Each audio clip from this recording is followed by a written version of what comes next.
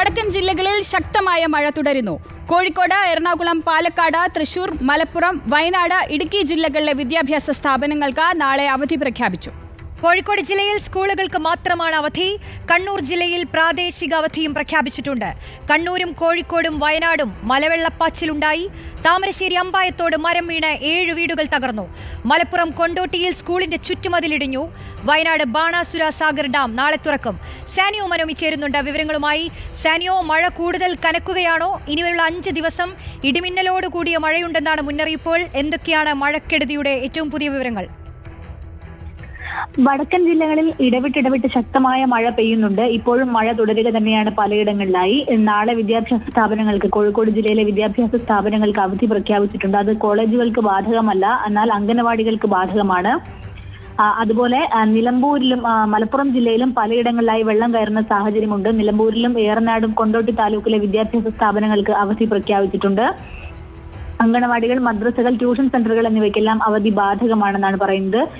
നേരത്തെ കോഴിക്കോട് ജില്ലയിലെ ചില പഞ്ചായത്ത് പരിധിയിൽ മാത്രം വിദ്യാഭ്യാസ സ്ഥാപനങ്ങൾക്ക് അവധി പ്രഖ്യാപിക്കുന്ന സാഹചര്യം ഉണ്ടായിരുന്നു. പിന്നീടാണ് കളക്ടർ ഇടപെട്ട് അവധി പ്രഖ്യാപിക്കുന്ന ഒരു സാഹചര്യത്തിലേക്ക് കാര്യങ്ങൾ പോയത്.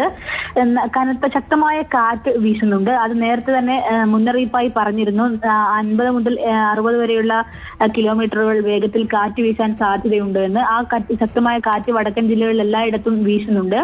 അതുകൊണ്ട് തന്നെ ആരെങ്കിലും തോണിയിലൊക്കെ മത്സ്യബന്ധനത്തിനായി പോകുന്നുണ്ടെങ്കിൽ ശ്രദ്ധിക്കണമെന്നൊരു നിർദ്ദേശവും വന്നിട്ടുണ്ട്. ഇന്ന് രാവിലെ ഒരു തോണി മുങ്ങി അതിന് അപകടമുണ്ടാകുന്ന സാഹചര്യം അടക്കം ഉണ്ടായിരുന്നു. കണ്ണൂരിലും കനത്ത മഴയാണ് പെയ്യുന്നത്. മലയോര മേഖലകളിൽ മണിക്കൂറുകളായി ശക്തമായ മഴ പെയ്യുന്നു.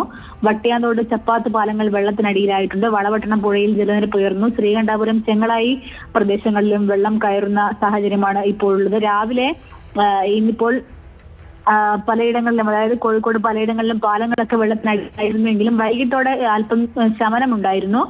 പക്ഷെ രാത്രി വീണ്ടും മഴ കനക്കുകയാണെന്ന് വേണം കരുതാൻ.